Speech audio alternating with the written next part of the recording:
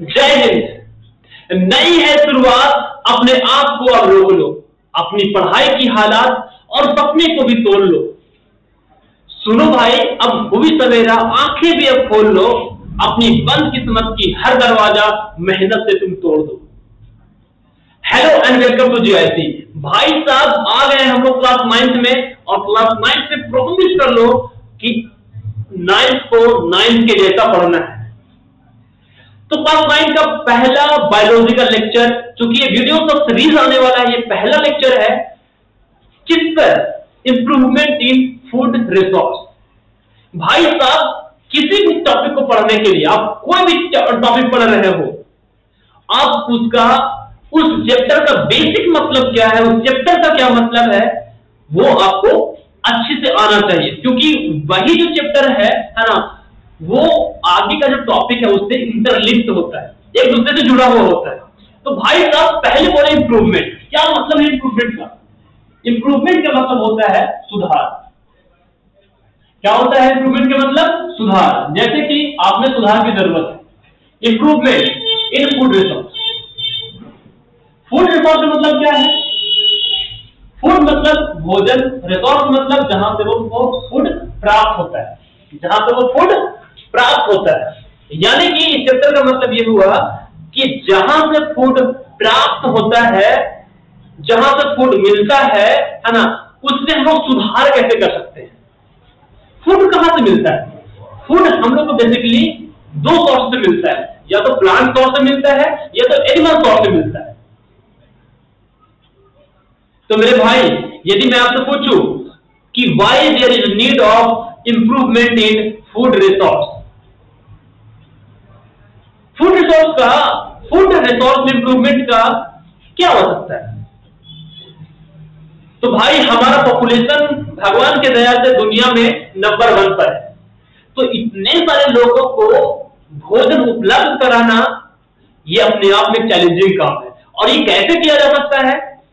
जब हम लोग फूड का, जहां से फूड प्राप्त होता है, उसमें इंप्रूव करेंगे, उसकी क्वांटिटी को बढ़ाएंगे, फूड के प्रोडक्शन को बढ़ाएंगे, तब हम लोग इतना जो बड़ा पॉपुलेटेड कंट्री है उसको भोजन उपलब्ध करा पाएंगे। तभी जो भारत का हर एक बच्चा है चाहे जो भी है ना, वो भूखा ना सोएगा। तो जवाब मिल गया होगा। चलते हैं हम लोग आगे और ये समझते हैं कि फूड रिसोर्स में इंप्रूवमेंट के लिए क्या क्या काम किया गया है। तो पूरा दुनिया में साइंटिस्ट है ना, और भारत के भी साइंटिस्ट इस बात का जोर देते हुए कि फूड में इंप्रूवमेंट हो, है ना, बहुत सारा अपने अपने क्षेत्र में काम किए। जैसे कि एग्रीकल्चर के क्षेत्र में, है ना, यदि एग्रीकल्चर कहने का सेंस है ना, कि जो हरा प्लांट होता है उसके क्षेत्र में बात करें, या तो फिर चाहे समुद्री जीव जो होता है जिससे हम लोग फूड प्राप्त करते हैं उससे बात करें, या तो फिर जो है ना, तो एनिमल का बात करें और दूसरा एनिमल का बात करें, उसमें इंप्रूवमेंट किया गया है। और उन सभी नामों में बहुत सारा नाम है, लेकिन बहुत सारा नाम में एक नाम आता है एम.एस. स्वामीनाथन, भारत का डॉक्टर भी पूरा वर्ल्ड का बात करें, है ना, तो नॉर्मन बर्लक एक तो साइंटिस्ट है ना, उसका नाम आता है। तो भाई साहब ये सभी मिल करके इस क्षेत्र में बहुत सारा काम किए। जैसे कि सबसे पहला समझिए, अलग अलग खेती के क्षेत्र में, एग्रीकल्चर के क्षेत्र में अलग अलग रेवोल्यूशन आए। और यहाँ पर रेवोल्यूशन का टर्म मतलब लड़ाई झगड़ा नहीं, क्रांति नहीं है। यहाँ पर क्रांति से रिलेटेड है कि उस फील्ड में, उस क्षेत्र में लोगों को प्रोत्साहन देना, उसके फूड को प्रोडक्शन करने के लिए बढ़ावा देना, है ना, जो वो चीज उसके लिए जरूरी है ना, उसमें जो है ना, तो टेक्नोलॉजी का इस्तेमाल करना, केमिकल का इस्तेमाल करना, ताकि फूड का प्रोडक्शन बढ़े। भाई साहब यदि आप अभी से 15-20 साल के पहले चले जाओ, तो हर टीवी चैनल पर किसानों को जागरूक करने के लिए केमिकल का इस्तेमाल करो, है ना, का एड आता था, प्रचार आता था। और अभी का टाइम तो ऐसा है कि लोग पहले की जैसे जा रहे हैं, बोल रहे हैं कि अब केमिकल का इस्तेमाल ना करो, है ना, ऑर्गेनिक चीज को अपनाओ। तो चलते हैं सभी के बारे में। सबसे पहले ये समझते हैं ग्रीन रेवोल्यूशन। ग्रीन रेवोल्यूशन मतलब ये होता है ना, कि जितने भी फसल हरे भरे हैं, जैसे कि धान हो गया, पैडी है ना, मक्का हो गया, ठीक है ना, मेज, वीट, या तो फिर और भी जिससे ग्रेन उत्पन्न होता है, दाना उत्पन्न होता है, और हम लोग को एज ए फूड हम लोग खाते हैं, भोजन की तरह हम लोग इस्तेमाल करते हैं, उसमें बढ़ावा दिया जाना है ना, उसमें उसके प्रोडक्शन में इंक्रीज करना है ना, बोल सकते हैं उसको बढ़ावा देना, क्या कहलाता है? ग्रीन रेवोल्यूशन कहलाता है। और भारत में ग्रीन रेवोल्यूशन में जो फादर है वो है एमएस स्वामीनाथन। लेकिन पूरा दुनिया का बात करें ग्रीन रेवोल्यूशन का, पूरा दुनिया में है ना, world green father of green revolution in world Norman Borlaug. याद रखिएगा नाम, नॉर्मन बर्लक। भाई मैं बिना किताब को पढ़ा रहा हूं है ना, तो आपका भी माइंडसेट हो जाना चाहिए है ना, कि हमको भी याद हो जाए। यदि मैं बुक से पढ़ाता है ना, तो आपका माइंडसेट होता है सर की तबियत से देख के पढ़ा रहे हैं। चलो भाई अगला, तो ग्रीन रेवोल्यूशन समझाया। व्हाइट रेवोल्यूशन, व्हाइट रेवोल्यूशन में जो फादर है वो है डॉक्टर भी कुरैन है ना। और व्हाइट रेवोल्यूशन मतलब है ना इनहांसमेंट, यानी कि लोगों को, किसानों को है ना, दूध जो है ना, दूध है ना, उसका प्रोडक्शन करने के लिए है ना इनहांस किया गया था, उसको बढ़ावा दिया गया था है ना। लोगों को लोन दिए जा रहे थे, तो गाय पालो, भैंस पालो है ना, ताकि दूध का प्रोडक्शन हो। तीसरा आता है येलो रेवोल्यूशन। येलो रेवोल्यूशन मतलब जो तेल वाली सामग्री है, तेल वाली जो फसल है, उसका प्रोडक्शन करने के लिए है ना बढ़ावा दिया जा रहा था। गोल्डन रेवोल्यूशन का बात करें तो गोल्डन रेवोल्यूशन मतलब जो दाल वाला फसल है ना, उसका है ना ग्रोथ के लिए है ना, उसके प्रोडक्शन को बढ़ाने के लिए है ना इनहांस किया जा रहा था, लोगों को प्रोत्साहन किया जा रहा था। ये आता है किसमें? Golden revolution. तो रेवोल्यूशन के बाद खत्म होता है, चलते हैं अगला है ना, कि भाई यदि हम लोग को इंप्रूवमेंट इन फूड रिसोर्स करना है तो कौन सा टेक्निक डेवलप किया गया है?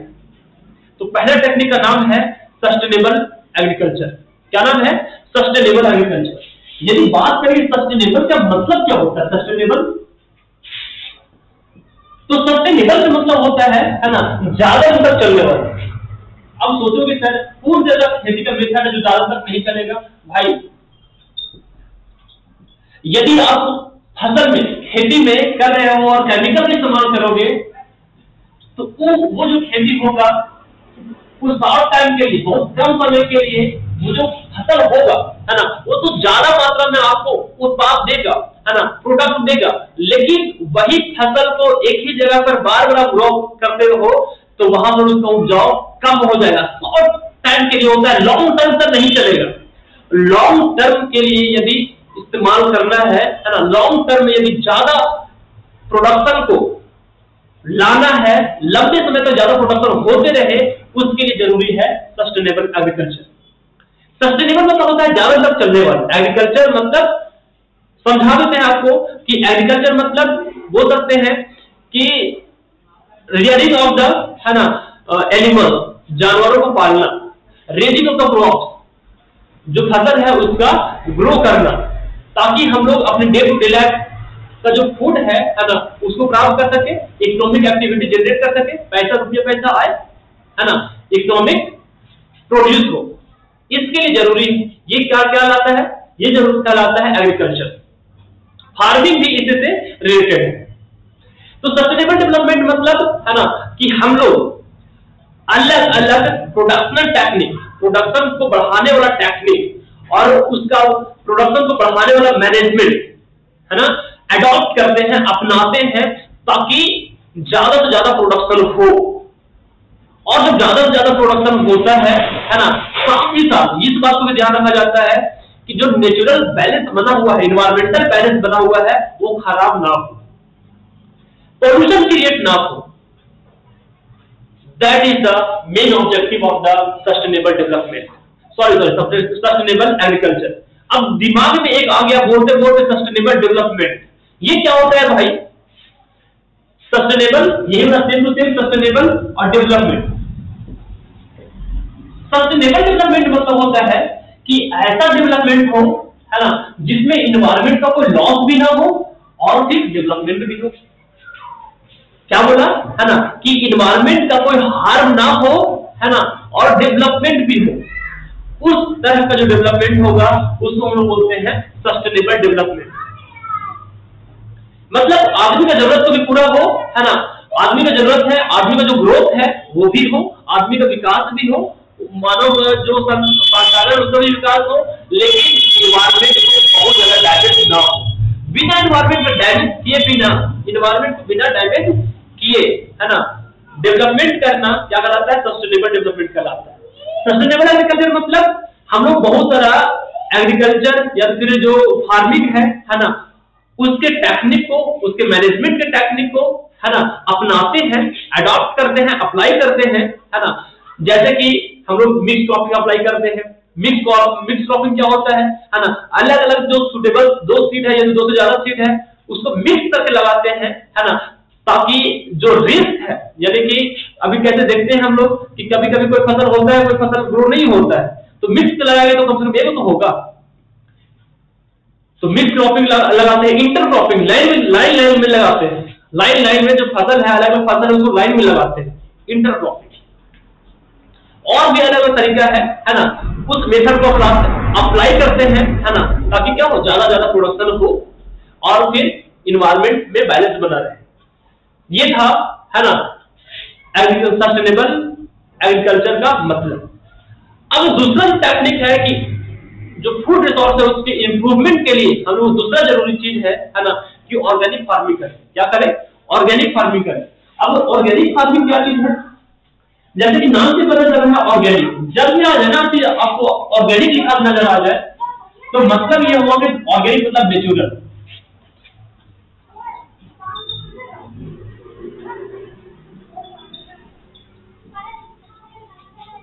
ऑर्गेनिक मतलब क्या होता है? समझ लीजिए कि नेचुरल मतलब कि ऐसा फार्मिंग का मेथड है, नेचुरल ऑर्गेनिक फार्मिंग ऐसा मेथड है ना, जिसमें हम लोग केमिकल का इस्तेमाल नहीं करते हैं, है ना, हम लोग ऐसा कुछ चीज का इस्तेमाल ना करते हैं जिससे इन्वायरमेंट का डैमेज हो, पोल्यूशन।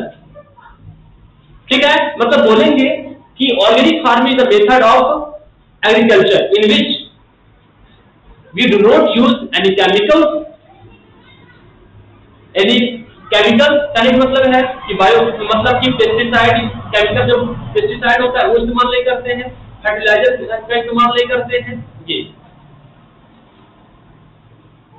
विच रिड्यूस, है ना, पॉल्यूशन, जिसकी वजह से क्या होता है? पॉल्यूशन भी रिड्यूस होता है। तो भाई साहब, है ना, यदि हम लोग पेस्टिसाइड इस्तेमाल नहीं करेंगे तो उसकी जगह पर क्या इस्तेमाल करेंगे? तो सिंपली बोल सकते हैं, है ना, कि हम लोग मैन्यूर का इस्तेमाल करते हैं, है ना, बायो फर्टिलाइजर का इस्तेमाल करते हैं, बायो पेस्टिसाइड का इस्तेमाल करते हैं। अब डिफिनेशन क्या बन गया, है ना, कि it is a method of agriculture in which, है ना, we use manure, bio fertilizer, bio pesticide, है ना, which do not create pollution and no harm of the any animal, या तो फिर जो नेचुरल इन्वायरमेंट है ना, उसमें कोई डैमेज नहीं होता है, और साथ ही साथ जो फूड होता है वो भी क्या होता है? हेल्दी फूड होता है, क्योंकि केमिकल फ्री फूड है वो। तो ये था, है ना, ऑर्गेनिक फार्मिंग। यदि हम बात करें कि मैन्यूर, इसमें यूज हुआ है टर्म मैन्यूर। मैन्यूर क्या होता है? तो मैन्यूर मतलब होता है ना, कि जो फार्म है, चाहे तो फिर वेस्ट मटेरियल है ना, उसको पहले एक जगह पर जमा कर दिया जाता है ना, उसको बाद उसको ढक दिया जाता है कुछ दिन के बाद, है ना, 10-15 दिन तक, उसके बाद सड़ जाने के बाद, है ना, सड़ जाने के बाद, गल जाने के बाद, है ना, वो बन जाता है मैन्यूर। डार्क कलर का मटेरियल बन जाता है, कहता है मैन्यूर कहलाता है। यानी कि जो वेस्ट मटेरियल है वो समझ लो कि जो प्लांट और एनिमल का जो वेस्ट है ना, वो कहलाता है मैन्यूर, और उसको हम लोग जो फील्ड है, खेत है, उसमें इस्तेमाल करते हैं। भाई साहब, यदि ऑर्गेनिक फार्मिंग की बात करें, क्या फायदा है ऑर्गेनिक फार्मिंग से? तो ऑर्गेनिक फार्मिंग से पहला फायदा कि जो जितना भी फार्म है ना, फार्म में जो वेस्ट मटेरियल उत्पन्न होता है वो क्या होगा? यूज किया जाएगा फील्ड में, वो बर्बाद नहीं होगा। दूसरा बात है ना, कि पॉल्यूशन क्रिएट नहीं होगा, क्योंकि कोई भी केमिकल से इस्तेमाल नहीं कर रहे हैं, है ना, कोई जो है ना केमिकल का इस्तेमाल नहीं कर रहे हैं, तो पॉल्यूशन नहीं होगा। तीसरा बात, जो फूड प्रोड्यूस होगा वो हेल्दी फूड होगा। अब इस चैप्टर को पढ़ने के लिए जो ना अगला पार्ट को समझने के लिए इसमें क्या क्या टर्म और रिलेटेड है उस सब के बारे में बताते हैं। जैसे बात बोले ना कि इंटीग्रेटेड फार्मिंग क्या होता है, इंटीग्रेटेड एग्रीकल्चर। तो एग्रीकल्चर के साथ साथ बहुत सारा चीज ऐसा भी है जिसको शामिल किया गया है, जैसे कि बोले एपीकल्चर, मतलब मधुमक्खियों का पालन करना, मधुमक्खी का पालन करना, है ना, रियरिंग ऑफ हनी बीज, हनी बीज। अब पिसिकल्चर का बात करें, है ना, मतलब मछली पालन करना, है ना, रियरिंग ऑफ द फिश, है ना, टू प्रोड्यूस इकोनॉमिक एक्टिविटी, मतलब पैसा उत्पन्न करने के लिए, पैसा बनाने के लिए, ठीक है ना। आपको समझना है एग्रीकल्चर, पिसिकल्चर क्या होता है ना, समझ लीजिए कि और कौन कौन सा तरह का, है ना, कल्चर होता है। जैसे कि एक होता है हॉर्टिकल्चर। हॉर्टिकल्चर मतलब होता है कि जो फ्लावरिंग प्लांट है, चाहे जो फ्रूट्स है, उसको ग्रो करना, उसके मैनेजमेंट करना, है ना, क्या कहलाता है ना। एक हम लोग जो एग्रीकल्चर है उसके ब्रांच में रखते हैं, एक ब्रांच में रखते हैं, है ना, उसको हम लोग बोलते हैं क्या, हॉर्टिकल्चर। मतलब हॉर्टिकल्चर क्या है कि एग्रीकल्चर का एक ब्रांच है जिसमें फ्लावरिंग प्लांट और फिर जो फ्लावरिंग प्लांट और फिर जो फ्रूट है ना, उसका ग्रो करते हैं, उसको ग्रो करते हैं और उसका मैनेजमेंट करते हैं। समझाया हॉर्टिकल्चर क्या होता है। ओलेरीकल्चर क्या होता है, ओलेरीकल्चर मतलब होता है जो वेजिटेबल्स है, सब्जियां है ना, उसका ग्रो करना, है ना, और फिर प्रोडक्शन करना या फिर जो है ना तो उसका मैनेजमेंट करना, है ना। एग्रीकल्चर का जिस ब्रांच में रखते हैं उसको बोलते हैं ओलेरीकल्चर। एग्रोनॉमी क्या होता है, बोले ना, एग्रोनॉमी मतलब होता है कि इस साइंस का एक ब्रांच है जिसमें हम लोग सॉइल का जो हेल्थ होता है उसको जांच करते हैं, सॉइल में कितना कैल्शियम है, कितना पोटेशियम है ना, कौन सा न्यूट्रिएंट कितना मात्रा में है उसका चेकअप करते हैं, और फिर जितना भी फील्ड क्रॉप है, जितना भी धरती पर यानी कि मिट्टी में होने वाला फसल है ना, उसको बारे में हम लोग पढ़ते हैं, कौन सा फसल कौन सा मिट्टी में होगा, कौन कौन सा बीमारी आता है, दैट्स इट। एग्रोनॉमिस्ट क्या होता है, तो एग्रोनॉमी का जो स्टडी करता है उसको हम लोग बोलते हैं एग्रोनॉमिस्ट। इस वीडियो में इतना ही, मिलते हैं अगले वीडियो में अगले लेक्चर के साथ। तब तक के लिए जय हिंद, वंदे मातरम, अपना ध्यान रखिएगा।